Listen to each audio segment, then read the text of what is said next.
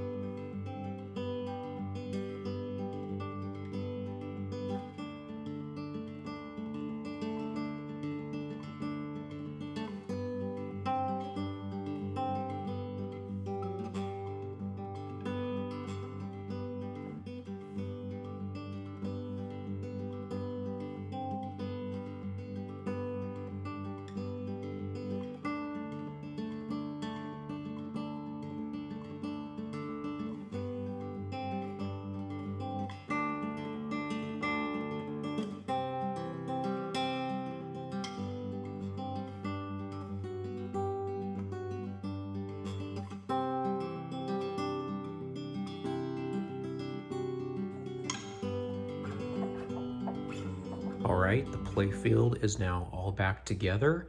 It's all clean, new rubbers have been installed, and this is what it looks like.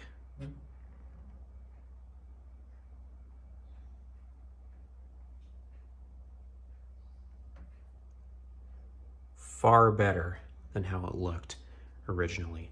You can see now the rubbers are all nice and white because they're brand new. So now let's go ahead and start testing out the boards and see if things work. All right, let's get behind the back box and start taking the boards out of it.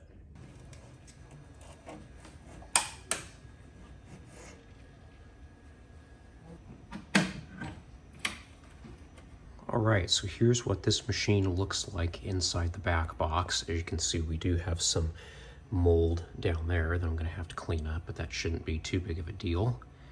The boards look good. I did have to cut out the battery holder because of battery leakage. And you can see the battery leakage got down to this empty socket right here, but it didn't get down to the rest of the chips, at least not that I can see. So I think this board will be just fine, and I'm sure the rest of the boards are going to be fine as well. So as you can see, it looks pretty good back here. Got a little bit of mold on this top sheet of paper here, but looks like the rest of the papers underneath here are fine. There's several papers. The other problem back here that I did see is that there are 2 missing fuses here, but I do have the correct fuses that go in here. I checked the schematic for this board and I will be able to replace those fuses. So I'm going to go ahead and remove all the boards from this back box so that we can take a look at them.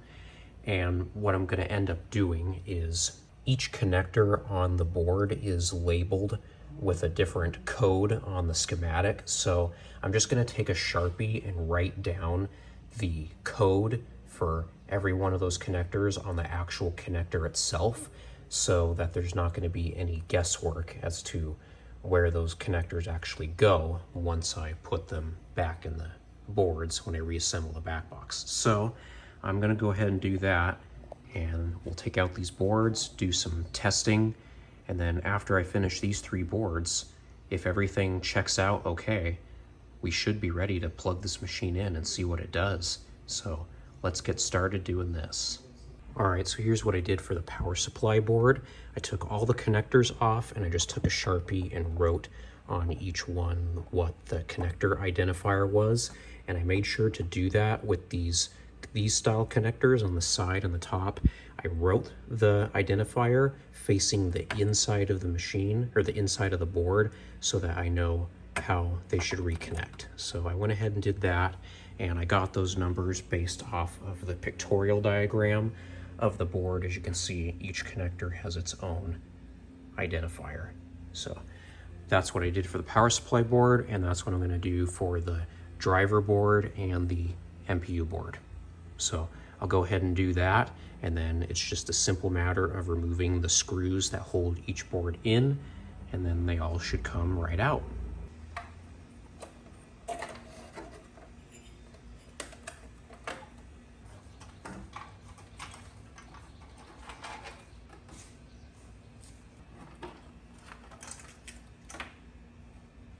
All right, and here's the back box with all of the boards removed, and it's actually pretty clean back there, so that's nice to see. I think I'm going to clean up the inside of the back box while I have the boards out, just to make it a little easier to clean. So I'll give you kind of a before shot of how things look. You can see back behind these cables how dirty it is.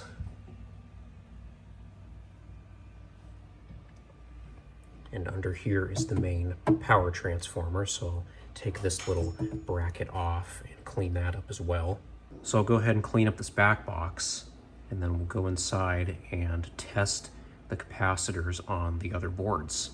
All right, so now the back box has been cleaned out, and as you can see, it looks a ton better from what it looked like just a few minutes ago.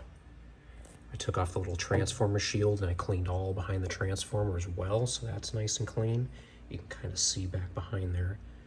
There's no more dirt. All the boards have been removed and all the connectors have been labeled, so I know where they go and how to put them back in. So now comes the time where we get to test out some components on the back box boards. So let's go ahead and do that. All right, so here is the MPU board out of the Phoenix, and as you can see, there's only one electrolytic capacitor on this board that I want to test. So this board should be the quickest one to test out of the 3. But this is also the board where the battery holder was, so I am going to have to desolder all of these legs that I cut off and install a new battery holder. And so that will be pretty easy to do, and I'll show you how I'm going to do that. So this capacitor here is a 100 microfarad at 10 volts. So doing a reform on this one should be very simple. I imagine that this one will be just fine. Okay, so I'm going to go up volt, 2, that's 5 volts, 8, 10. This capacitor is just fine, no current draw whatsoever. So I have full confidence that that cap is okay. Now we need to address the battery holder situation.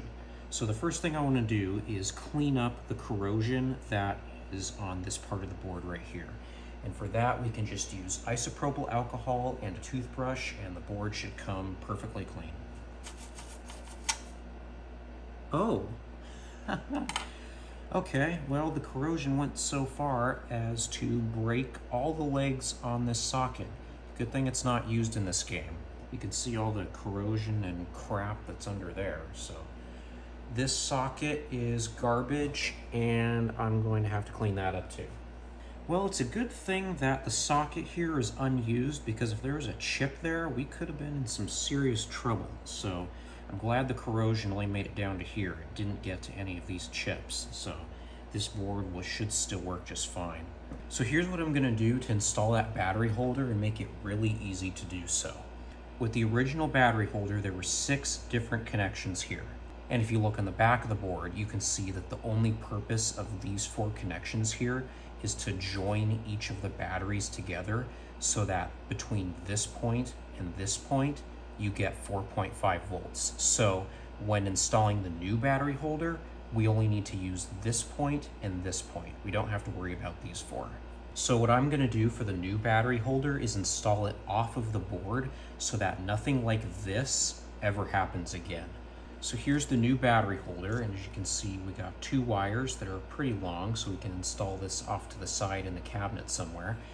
And it can hold 3 AA batteries, so it's the exact same as the old holder, so this should work fine. So right here we have the ground. As you can see, it's connecting the ground plane of the board to this connection. And then right here will be our plus 4.5 volts. So we're going to connect the black wire here and the red wire here, and then we'll have a functioning battery holder again. All right, the new battery holder is now installed onto this board. So what we can do is put 3 AA's in there, and then we can test to see if we have 4.5 volts between this point and this point. So what we can do to verify that there's actually continuity going through these points is I can put the negative lead right here because this is connected to the ground plane, and I can put the positive lead on this diode. So if I do this, we should get 4.5 volts. 5.0 volts, so these batteries have a little bit more charge in them than I expected. So the battery holder installation was a success. So everything about that now is good. So this board is pretty much ready to be put back into the machine. I think I'm going to go ahead and clean off the interconnect pins just so I know that they're making a good connection, because I know that these can fail. So I'll go ahead and clean these up, and then we'll move on to the next board. All right, here's the power supply board, and when looking at this board more closely, I noticed that we have a broken ceramic capacitor right here, but there's a little bit of the capacitor that still has its wire sticking out of it, so I can solder this back on and it should work just fine. So I don't know why that's broken. It doesn't look like it failed, but I'm gonna have to solder that back on. So this board is kind of the essential one to have working for this machine to be able to power on correctly. So I'm gonna go ahead and do the same process as we did on the MPU board where we reformed and tested capacitors. So I have to do 1, 2, 3, 4, 5, 6 capacitors on this one. So I'm going to go ahead and reform these, test for capacitance, the proper capacitance, and test for leakage, and I'll come back to you with what I find. All right, well, I just ran all the tests on these capacitors, and every single one of them passed all the tests. So this is a huge step that all of those are good. So it's very likely that this pinball machine is just going to power itself on without issue. So what I'm going to do now is take all of the boards, clean them up a little bit, resolder the capacitors back on this one, and then we'll go about testing the pinball machine, plugging it in for the first time and see what it does. So the reason why I'm not going to test the MPU board is because it has these same capacitors on it, and it only has these type, and they're non-polarized, and both of these caps were like brand new condition perfect when I tested them. So I'm sure that the capacitors on the driver board are going to be the same way. So I'm not going to test those. I'm just going to go for broke with that one. So yeah, I'll give these boards a little bit of a clean, then we'll put them back in the machine, and we'll plug the machine in and see what it does. Okay, so I've got the power supply board back in, and so now we are ready to plug this machine in for the first time and see what it does. So the reason I haven't put in the MPU and driver boards yet is because I want to test the voltages that are coming out of the power supply. And if the voltages are within spec, then I'll plug in the other two boards, and then we can turn on the entire machine for the first time. And one thing I also did was I tested the 2 bridge rectifiers that are right here, and they are both working. So that's another big thing to have working.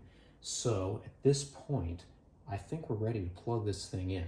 I made sure the power switch is in the off position, so when I first plug it in, it shouldn't do anything.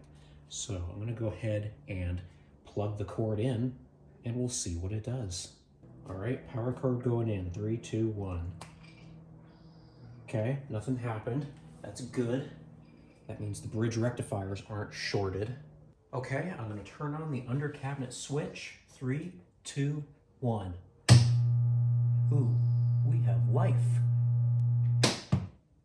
You didn't see that, but all of the lights on the playfield lit up and things looked good.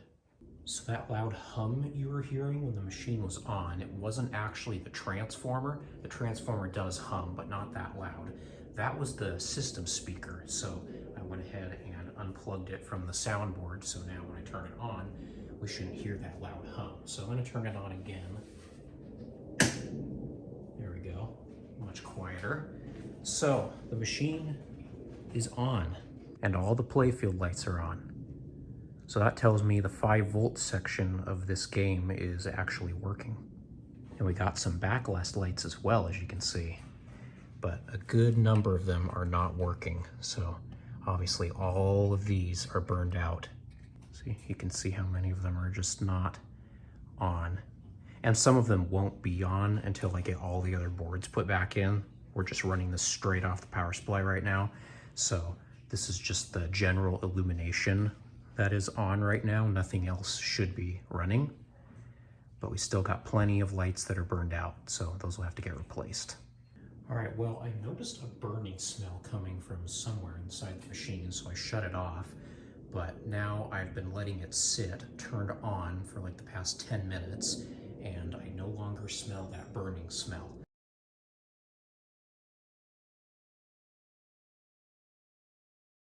So I'm not really sure what that came from, but now it's no longer burning and the machine is now running with just the power supply. So now what I'm gonna do is check for the correct voltages coming off the power supply, and then I'll put the other 2 boards back in and we'll see what happens. So first let's check the 5-volt rail on this game. So there's both an unregulated 5 volts and a regulated 5 volts. So first let's test the unregulated 5 volts. And that is going to be pin number 6 on this connector right here. And these 4 pins toward the edge of the connector here are ground. So I'm gonna go ahead and hook up to that. And then pin 6 should be unregulated 5 volts. So this is actually the unregulated 12-volt rail. The schematic says it's 5 volts, but the internet says it's 12 volts. So according to online, it says this should be within the 10 to 14 volt range. So 12.5 volts is good. And so now the next 4 pins after that are the plus 5 volt rail, and this is regulated. So I can go ahead and measure these with the meter. So this should be around 5 volts. Oh wow, that's very close. So 1, 2, 3, 4.99 volts. You can't get any better than that. So now we're going to test the high voltage. So this first pin is ground and the third one should be negative 100 volts. Wow, that's right on. And then the next one should be 100 volts. 97.6, very close. So that high voltage is working just fine. So the only voltages we have left to check now are the lamp voltages and the solenoid voltages. So let's go ahead and do those. So for the lamp voltage, this connector here, the first top 4 pins are the lamp ground, and the next 4 pins are 16 volts for the lamps. So go ahead and hook up to ground, and then we will go here. 20 volts, it's a little high, but it's not too terribly high. There's also no load on this either, so that could be another reason why it's a bit high. 20 volts, that's a little high, but it's not too terribly off. And then for the solenoid voltages, these 4 pins right here are the solenoid ground, and the 3 pins after the top one on this connector are 28 volts for the solenoids. So let's see what we got. We have nothing for the solenoids. Never mind, yes we do. 40 volts, that's concerning. Well, I just read that apparently that 28 volt rail can be between 28 and 38 volts. So it being at 40 volts is actually okay. So to me, it looks like all the voltages check out. So now what I'm gonna do is plug in the driver and MPU board, and we'll see if the rest of the game works. Well, we've hit kind of an abrupt roadblock. This here is the 40-pin interconnect that goes between this board and the MPU board. and I was adjusting one of the contacts in there and it just broke right off. So I ordered a new 40-pin interconnect connector for both this end and the part on the MPU board. So we'll have to wait until that gets here before I can install these two boards back into the machine. Here's the driver board out of the Phoenix, and just by taking a quick look at it, everything looks fine. There aren't any missing components or anything like that. This board is kind of a hard board to test because of how many components there are, like all these resistors, these transistors, and it would take a really long time to go through and individually test everything. So I think on this board, once we get it plugged in, we're just gonna go for broke and see if it works, and if not, then we will take it out of the machine again, diagnose it, and see what we fix it. For now, we're gonna address the fault that we know for sure is on this board, and that is the 40-pin interconnect right there. So I'm gonna go ahead and desolder all of the pins on the back of the board right here, and then that will remove the faulty 40-pin interconnect. So I'm gonna go ahead and do that. All right, so I got that all desoldered, but I'm gonna have to go through with my soldering iron because a lot of the pins on there are still stuck to their pads because there's a little bit of residual solder left. So I'm gonna go ahead and deal with that, and then we can pull the connectors off. Well, that took a while, but I eventually got all of the little connector pieces out, so now they have been removed from the board. As you can see, now they're all gone. So this board is now ready for me to install the new 40-pin connector. So this is the MPU board, and looking at the pins for the 40-pin interconnect that are already there, we turn the board over.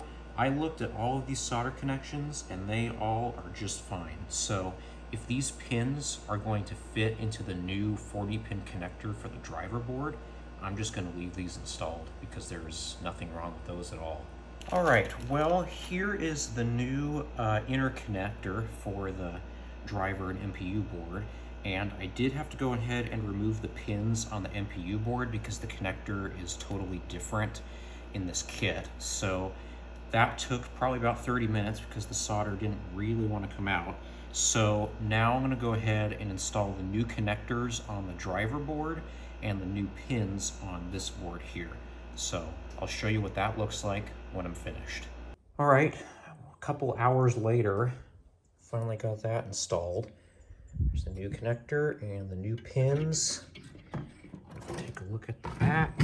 One of the pads decided that it would lift off the board, but thankfully that's an unused pad, so I'm not too worried about that.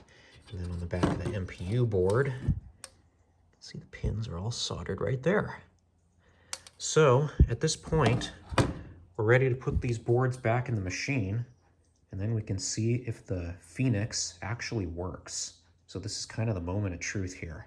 All right, I got the MPU board and the driver board back in. I got the connector to go in, and it was extremely tight, so I had to do it with the two boards out of the system.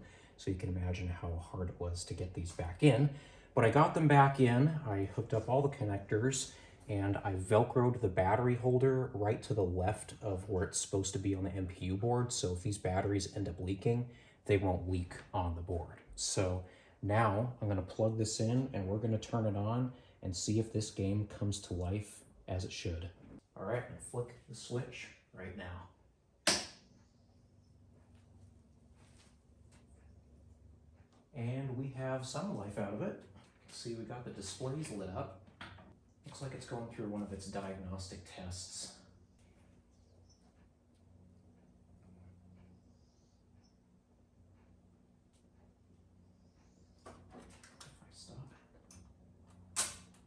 Ooh, that did a thing. Okay, I put the soundboard back in, and at this point I have not installed the new audio amplifier chip yet, so if this does work, we're not going to have any sound. Okay, booted right back up into diagnostic mode again, so it must obviously think there's a problem, because if there was not a problem, I think it would boot straight into a tracked mode, which it did not do. Or did it? Oh, you know what? I think it did. You know why? I think it's flashing the high score.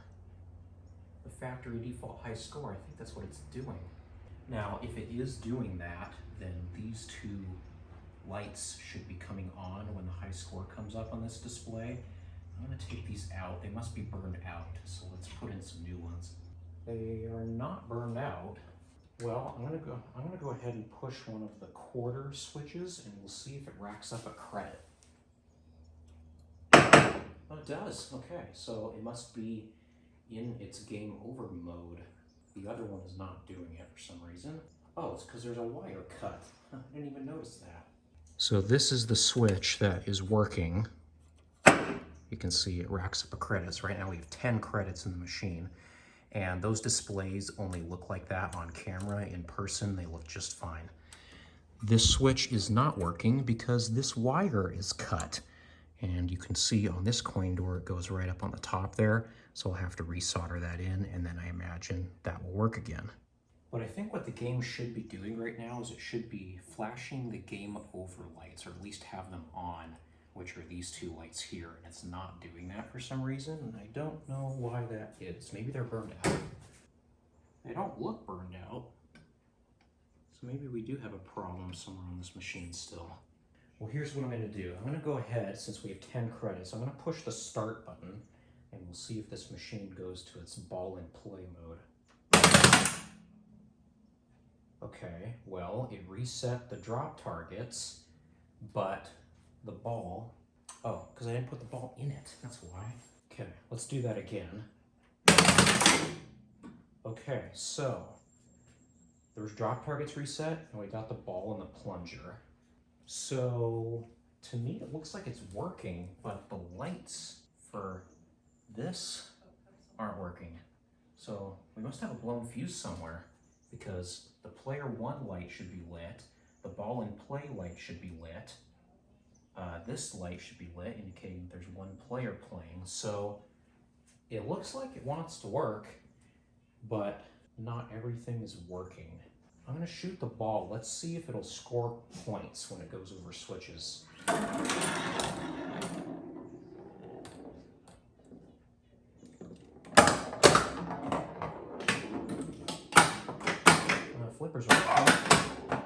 Flippers are working. I haven't rebuilt them or done anything to them, so they're still extremely loose.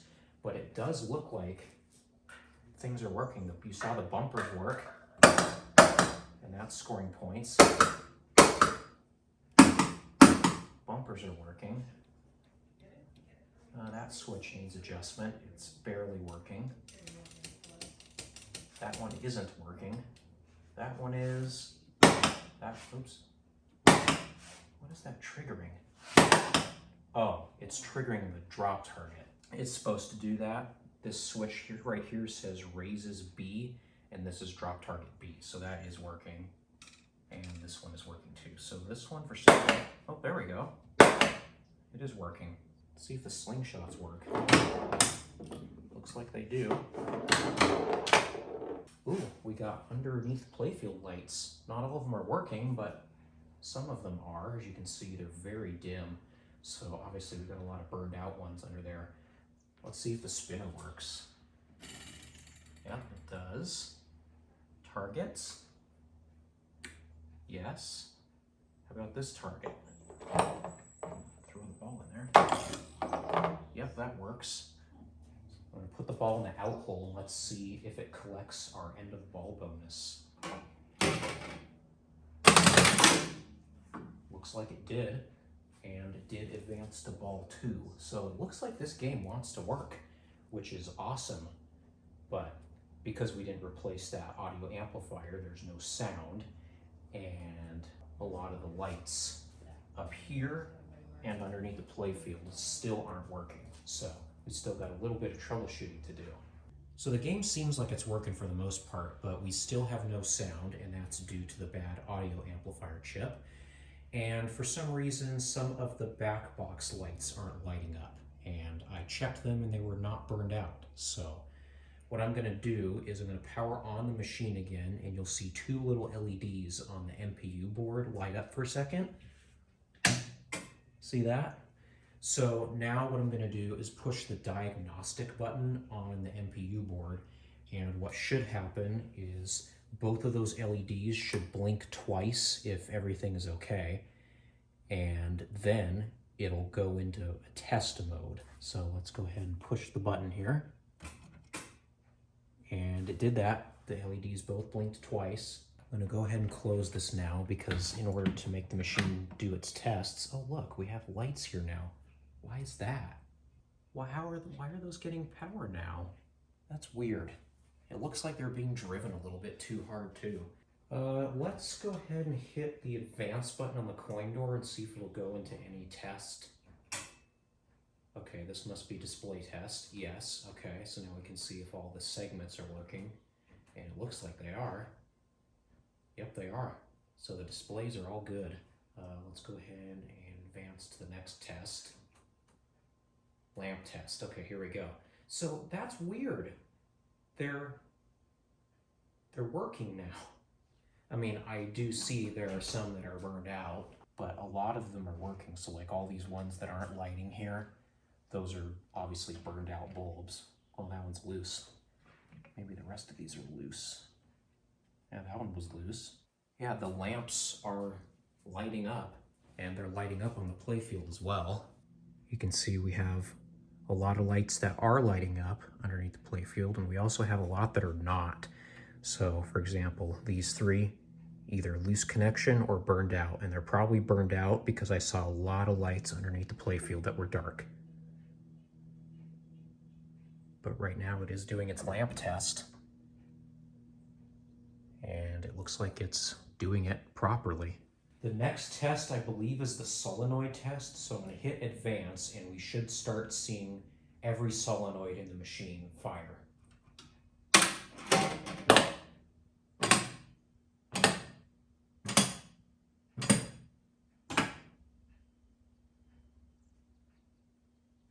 Those must be unused solenoids. There went the knocker, so that was one of them. I heard the coin recoil.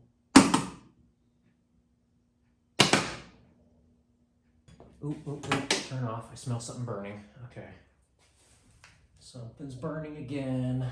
I don't know what it is. I'm going to go ahead and do the solenoid test again, but I'm going to put it into manual mode. Oh, would you look at that? The lights are working.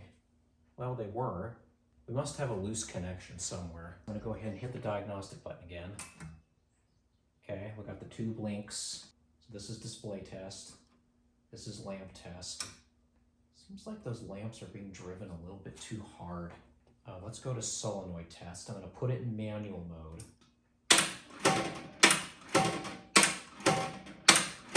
So that is the ball kicker.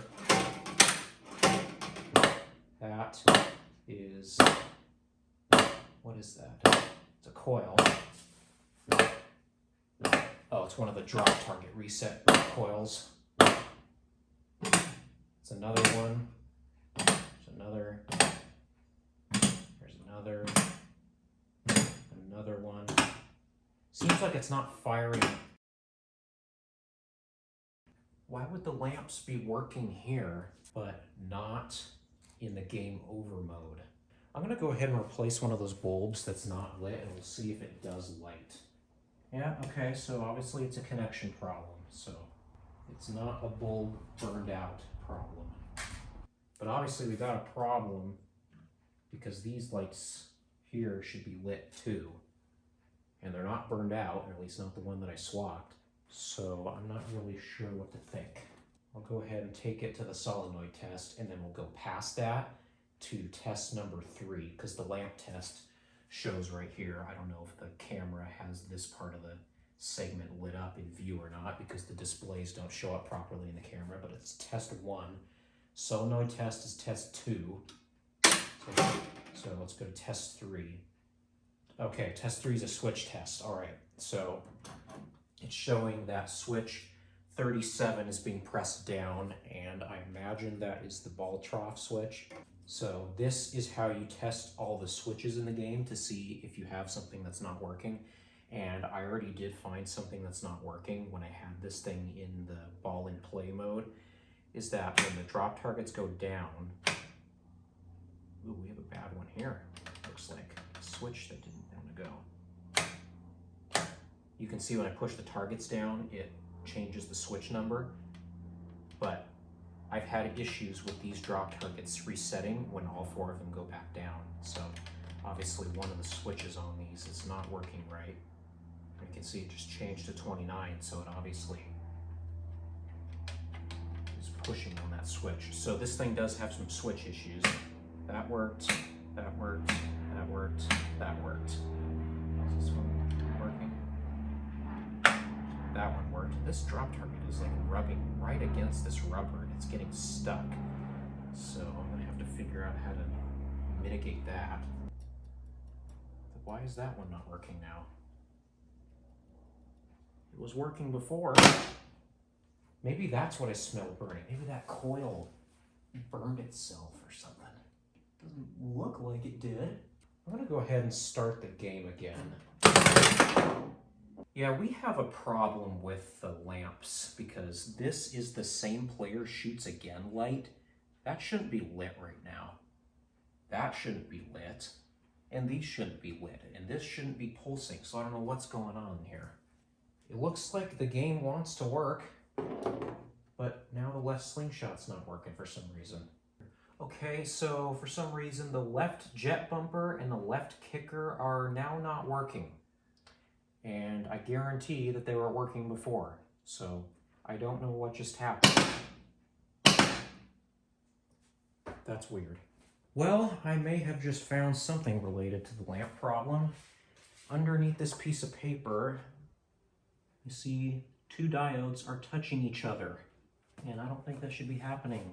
So go ahead and lift that diode off the other one. Now let's see what it does. Okay, that didn't change anything. Okay, so I have the machine in its lamp test mode right now, and as you can see, the playfield lights are flashing appropriately. But what I did was I took out the connector that connects all of the lights to the back box. So as you can see, all the lights are out. And so I just wanted to see if that made a difference in how the lamp test worked. It seems like all the playfield lights are just fine. The problems are only on the back box lighting. So that kind of shows where we need to look, I think. I'm gonna go ahead and hook that connector back up. And that restored the back box lighting and nothing changed from before. So I've been reading a little bit as to how to go about troubleshooting these early Williams systems. And apparently if you disconnect connectors 2J5 and 2J7, that will eliminate the playfield lamps. And so I want to see if that changes anything on the back box. Okay, so now with those removed, let's power it back on. Oh, back box lighting is now off. Well, the GI is still on, the general illumination, but the back box lamps are now off. And so actually what I want to do is put this in lamp test again. I want to just make sure that I eliminated everything. So I have to do that. And then go to the coin door. Okay, so that takes all of the computer-controlled lamps out of the equation. So now I'm going to hook these back up. I just want to see if that changes anything. I don't think it's going to, but it'll rule out the possibility of a loose connection. Okay, that changed nothing. It brought the lamps back, but it didn't change anything. So before I start troubleshooting looking at the driver board, I mean, I assume that's where all the problems are, is on this board here, but I don't know for sure. And I think what I'm going to do first is, since we had a couple of diodes under here that were touching, I want to go ahead and look through all of the under playfield lighting and back box lighting and see if there's a short anywhere, because that could create the behavior that we're seeing with the lights not working right. Because the lamps in these games are driven by a lamp matrix, and different lamps are in different rows and columns of that matrix. And so if one lamp on the matrix is shorting out against another one, it could make several lamps not work right. So I'm going to go ahead and just take a look under the playfield and in the back box and just see if there's a short somewhere. And as I suspected, there are no shorts. I looked under here, I looked in here, And besides the one spot where the two diodes were touching under here where they weren't supposed to, there's no other short. So either we have a problem on the driver board or we have a bad diode that might be backfeeding current into other bulbs. I'm not sure. I don't think we have a short. Well, after looking at the driver board a little bit, I think I found the problem with our lamps. This second transistor right here, these transistors are part of the lamp circuit. The second one is burning hot, and the other ones are not burning hot. And if I zoom you in on that transistor, you can see the middle leg has a bunch of black goo on it. So I think this transistor must be shorted. So I'm gonna have to take out this driver board and take a look at that transistor and see if it's bad. All right, I want to change gears for a little bit because my new audio amplifier chip came for the soundboard out of the Phoenix. So I went ahead and installed that right here, and I also installed a new capacitor in place of the one that was leaking. So as you can see, I got the new chip installed right there. I put some computer thermal paste as a substitute for the compound that was already in there because there wasn't really that much. And unfortunately, when mounting the heatsink for the audio amplifier, when the old one burned up, it kind of made a lot of damage around the mounting points, and it was to the point where I couldn't mount the heatsink anymore. So what I did is I just put some hot glue on the back so that it would stay in place. I imagine it's not going to get hot enough to the point where it's going to melt that, but I'm not sure. But for now, we have a new audio amplifier chip installed in this board. So let's go ahead and reinstall this back into the Phoenix and see if we have sound now. All right, so one of two things is going to happen when I power this up. Either we're going to have a really loud hum out of the speaker regardless of the volume potentiometer, which would indicate that there's still a problem on the soundboard, or the sound is going to work now. So let's go ahead and turn it on and see what we get. Loud hum. So I'm going to turn this back on real quick. I'm going to start a game, and I just want to see if there's sound at all. Nope. So that means there's still a problem. So the audio amplifier did indeed fry the first one, but obviously there's another problem besides just the audio amplifier. So we got some more work to do on the soundboard side of things as well. So what do we know about this board so far? Well, the amplification is working because when I turn the system on, we get a loud hum out of the speaker. So the audio signal is being amplified. But what should happen when the system is on is we shouldn't get a loud hum like that. And we should be able to manipulate the level of that hum by turning the volume dial, which isn't happening. Now, we've tested this potentiometer already, and it does work, so I don't think we have a problem with this pot. What I want to do first is I want to check the voltage coming into the soundboard, which is coming from this connector right here. And there are 3 wires on it, and each of those wires carries 18.7 AC volts. So I'm going to hook up my multimeter to that, and we'll see if we're getting the correct voltage into the soundboard. So I'm going to hook up the negative of the multimeter to the ground plane on the board, which can just be right there. And the positive, I'm just going to stick inside the back of the connector there to see if there's correct voltage going to that. So I'm going to turn the machine on, and we're not hearing the hum because the soundboard is disconnected from power. So let's go ahead and see if we have 18.7 volts. 9 volts. Well, you know what? We might actually have an error either in the manual or the schematic, because the manual says that all 3 of those wires have 18.7 volts across them, but the schematic says that the middle wire is ground. So according to the schematic, this is a ground wire, and then this is an 18.7 volt wire. So let's try this again. Still 9 volts. So this board is acting like it's only getting half the power that it needs. Well, I'm up in the back box now, and I found the connector that the soundboard uses. It's down here. It's this one right here. So the soundboard connects to here and gets its power right off the transformer. And I think it's actually working. I think what we were seeing with the 9 volt is actually okay, because if you look at one of the schematics here, you can see the soundboard supply gets its power right off the transformer, and it gets 2 instances of 9.3 volts AC, and down here it says 18.7 volts AC CT. I'm not sure what CT means, but I would guess it means combined total. So I think when it gets 9 volts on both of those wires, it basically gets a total of 18.7 volts. So I think the power section in this thing is actually good. So we're going to have to diagnose the problem on the actual soundboard. All right, so here we have the soundboard out of the Phoenix, and as you can see, I've kind of rigged up a little setup here. This is basically how I'm going to be doing my testing of the soundboard without it actually being in the game.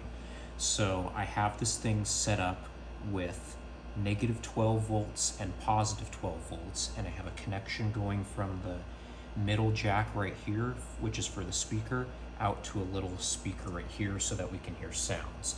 But I noticed when I turned on my bench power supplies that are responsible for this operation that nothing is happening. We're not getting any hum out of the speaker like we were when it was installed in the game. So the first thing I wanted to check is see if there's actually voltage going to the speaker at all. So I'm going to apply voltage, or put the voltmeter on these 2 leads here, and as you can see we get nothing. So there is no voltage at all going to the speaker.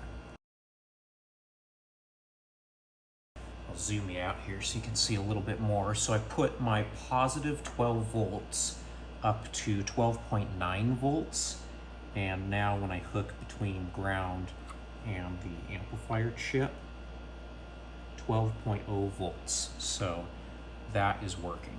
So now I want to see if my negative 12 volt supply is high enough. So we're going to hook between ground. We're going to hook on pin 4 of the bridge rectifier. I want to see if we have good. Minus 11.5. Okay, I got to turn that up a little bit. All right, let's check now. Minus 11.9. Okay, that's perfect. Okay, 12 volts there. This should be tied to ground. Yep, it is. Perfect. This last one should be our 5 volt regulation. And it is. So the regulator is working, so we know that. And because of that, we also know that the bridge rectifier is working. Okay, so because it looks like regulation is working, wow, that's hot now. It's not like burning hot, it's just hot because they're supposed to run hot. I can check the regulator one more time just to be sure that everything is working. We're not overvolting it or anything. Nope, 12 volts exactly, and we're getting 4.8 volts out, which is probably enough. So what I want to do is I want to see if this thing will actually generate sounds. So the way you do that, and the way the game makes this thing make sounds, is it will ground out certain pins on this connector right here, and that will generate a sound out of the speaker. And that comes from the driver board. The sounds on these machines are actually driven the same way that solenoids are driven. They're driven through the driver transistors on the driver board. So if we momentarily ground one of the pins on this connector, it should give us some sound. First, I want to see if there's voltage going to those pins at all. And we got 5 volts on that one. 5 volts, 5 volts, 5 volts, 5 volts, 5 volts, and 5 volts. This one must not be part of that. So what I'm going to do here is I'm going to get another clip lead, and I want to send one of those connectors to ground for just a brief second, and we're going to see if we get a sound out of the speaker. No. That is odd that we are not getting any sound. Alright, so I've been poking around with the soundboard for a little bit. I even went and replaced 2 of the capacitors that are on it since I had brand new ones of the same value. and they measured a lot closer to the actual value they're supposed to be, so I figured I might as well just put them in and see if that changes anything. And it didn't, and I didn't expect it to.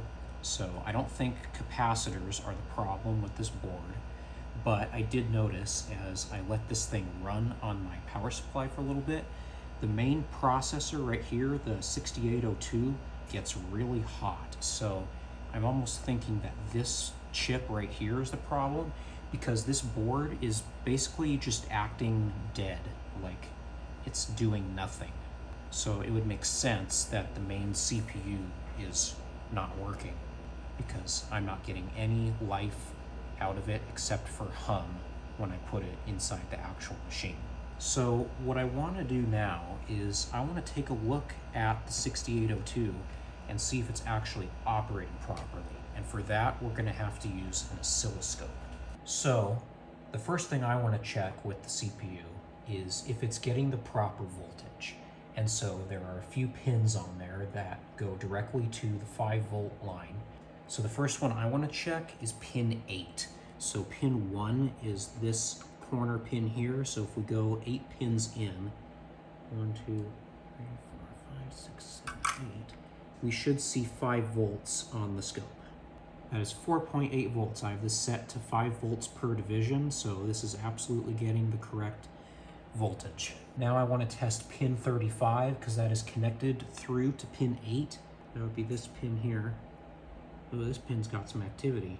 So we have activity on pin 35, but I don't think there should be activity there because that's just connected straight to 5 volts. We got 5 volts there on pin 8 that's connected directly to pin 35. Well, we can check pin 1 because that goes to ground, so that shouldn't make the scope do anything. Yeah, 0.000 volts. That is properly grounded. Pin 21 is also grounded, which is this pin, I believe. Oh, that one goes way up there. What the heck? Why are we getting crazy? Oh, that's hot. I'm gonna have to say that that is a problem because I don't think it should be getting to the point where it's burning hot, because it's very close to burning hot. No sound. Voltage regulator is hot. The 6802, wow, that's hot. The PROM is pretty warm. The PIA chip is lukewarm. Audio amp is barely warm at all. These 3 chips, not even warm. This chip, not even warm. These little transistors, they're not warm. The caps are not warm. I have to say that it is the 6802. It should not be getting that hot. There's no way. Because we have this set to 5 volts per division, right? Well, if I do pin 8 again, now it's all the way up at 20 volts. Wow, the thing's hotter than crap. It has to be the CPU. There's just no other way around it. Nothing else is hot, I don't think. Yeah, none of these other resistors and diodes over here are hot. This crystal's not hot. So just that burning temperature alone just tells me that the CPU is not working right at all. So there must be an internal short in the CPU somewhere that's causing it to get really hot. Oh, you know why? I know why. Because I have the stupid thing configured wrong. The probe was set to 1x instead of 10x because I hit the switch with my finger by accident. So if I go to pin 8 now it should be 5 volts. Okay, now it's 5 volts. Holy crap, this is why you have to make sure that your stuff's configured correctly. Now we can adjust the vertical scale back down to more reasonable 5 volts per division. Okay, so now that's a terrible place for the probe switch because my finger goes right on top of it, and so it flicked it into 1x mode, and so that's why we were seeing crazy high voltages. So now let's check pin 35 again. 40 through 90. Yeah, we have activity on pin 35, and it's only 3.8 volts of activity. Peak to peak is 4.2 volts, and for whatever reason, I can't get the time base adjusted on this. Okay, now I have to move the trigger point so that it can be stable. There we go. So that is what pin 35 looks like. That looks kind of odd because that's a VCC pin. I don't know if there should be activity there. It doesn't say it's connected to any other pin, but maybe it is internally and it just doesn't show that on the schematic. I have no idea. But that's what that looks like. It's not getting quite to 5 volts, but we are getting 4.6 volts peak to peak. So it's pretty close, I would say. Let's check the halt pin. I don't think it's active. It says it's active low. So if we check pin 2, it should be high, I would imagine. Okay, it's high, so that means the CPU is not halted, so that's good. Let's check the reset pin, pin 40. This one should also be high if the CPU has gone out of reset. This one is low. There's nothing on the reset pin. So I think this CPU is stuck in reset. Looks like pin 40 is connected to pin 36, so let's take a look at that. 36. Yeah, that's the same. Okay, pins 9 through 20 are the address bus. So let's go ahead and take a look at those. 9, okay, we have activity there. It's not triggering at the right time, but you can see we do have activity there. 10, activity there as well. 11, no activity. 12, no activity. 13, no activity. 14, that is stuck high. I wouldn't expect the address bus to remain high. It's like it's around 3.8 volts, so like it's almost just floating. 15, no activity. 16, no activity. 17, nothing. 18, that's got really weird looking activity. 19, that's really weird looking too. 20, that's weird looking. Let me adjust the vertical scale. Yeah, you can see we got pretty weird activity there. We're at 2 volts per division, and it looks like we're getting the right voltage, but it's just, the activity is just really weird. I don't think it should look like that. I think it should look more like we saw earlier. Well, that one's stuck. You know, these pins are just stuck at 5 volts. So the CPU's not doing anything. Oh, there we go, there's some activity. Yeah, I would expect to kind of see something like that. Actual activity on the data bus, or I mean the address bus. And speaking of data bus, let's check those. That's going to be pins 26 through 33. 26, that is at 5 volts. 27, it's basically at 5 volts as well. Pretty noisy though. 28, no activity. 29, oh, here's some activity. Let's go ahead and adjust that scale down a bit. See, we got some activity there. That looks okay, I guess. Pin 30, there's activity there. 31, 32, 33. That looks weird. That, I believe, should be going down that. See how it's going down to ground? Go this one. It's not being pulled down to ground. It's being pulled down to 3 volts. So something in that is not right. So I think we either have a problem with the 6802. Oh, Jesus, that's hot. Yeah, just going off temperature, I have a hard time believing that it's something else other than the 6802 because the PROM is nowhere near as hot. The PIA, the 6820 PIA, is not hot at all. These 3 chips are cool to the touch. That's cool to the touch. The caps aren't hot. I tested the caps, they're fine. I can't imagine we have a bad resistor or diode. I mean, we could have a bad diode. If it's not doing anything and the power supply section of this whole thing is working, there has to be an issue with the 6802 because that is burning hot. So I think for now, I'm gonna replace the 6802. I'm gonna have to buy a new one because I don't have a 6802. Put that in, we'll see if this board actually works. There's really nothing much else it could be. Just going off temperature, I mean, these are cool. This is crazy hot. These are nowhere near as hot. It has to be CPU. Because nothing else is getting hot. Everything else tests okay. I mean, nothing looks burned. So I could do some diode testing, but I don't think that's it. So I'm gonna order up another 6802 and we'll see if this board works after that. So that's what we're gonna call it for part 2. While we wait for the 6802 for the soundboard to arrive, I think we'll go ahead and knock out some other little problems in this game, like some of the switch issues that I found while testing it out. And we'll do some more diagnostics with the driver board, and we'll go from there. So that's going to be it for part 2. I will see you in the next video.